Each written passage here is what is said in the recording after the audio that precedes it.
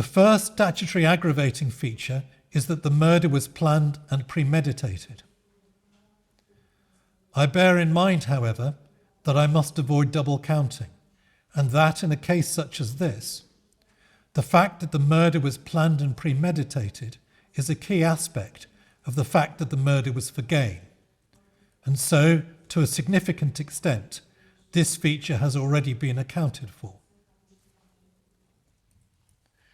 The second statutory aggravating feature is that the victim was particularly vulnerable because of age and disability. As I have said, Stuart Everett was 67 and in poor health. This is not why he was targeted by you, but it means that you knew that he would not put up a fight.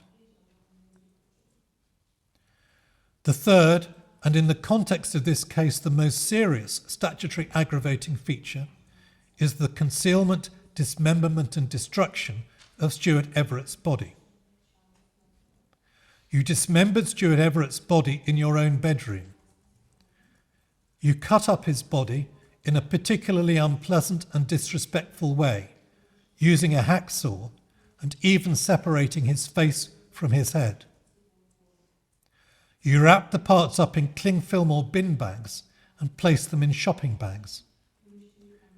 Then you spent a number of days travelling to various places so as to dispose of the body parts, mainly travelling by public transport.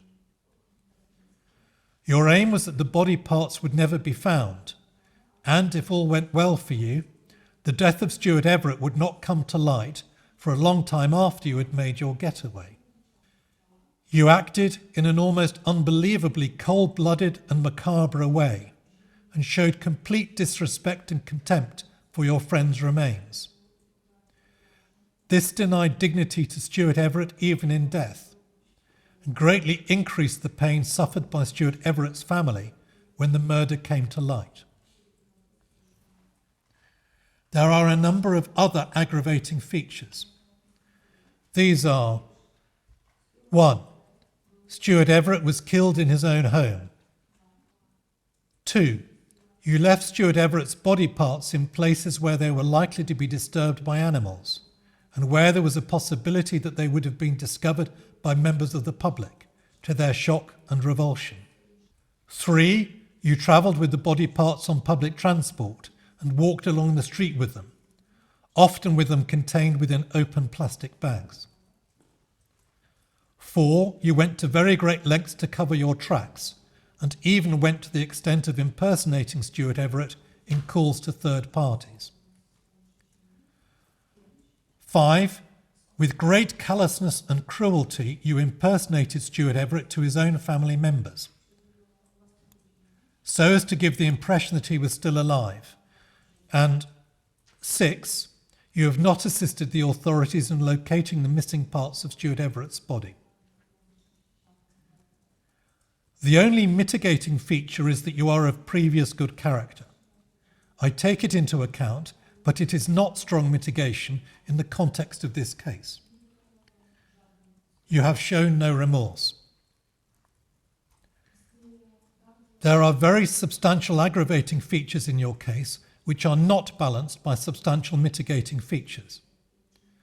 As a result, there must be a significant increase from the starting point, but the increase will not be as great as it would have been if the starting point had been very much lower.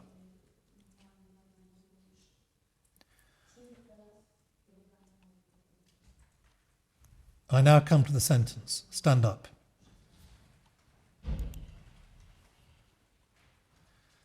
Marcin Majerkiewicz, for the murder of Stuart Everett, I sentence you to imprisonment for life. Taking account of all the relevant circumstances and the aggravating and mitigating factors that I have set out, the appropriate minimum term will be 34 years. This will be reduced by the time spent on remand, which is 334 days, resulting in a sentence of 33 years and 31 days. Take him down.